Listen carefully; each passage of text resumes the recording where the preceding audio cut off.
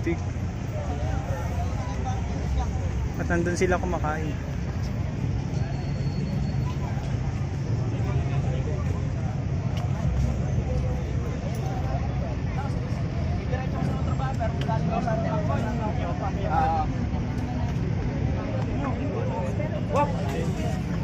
Hindi na alam na may doon.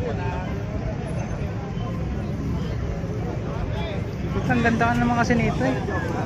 Kainis naman.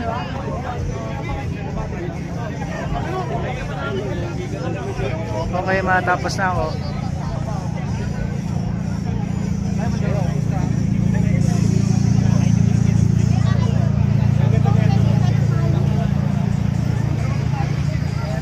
Medyo matapos na tayo mga sir. Pagod pa lang umikot yung dati.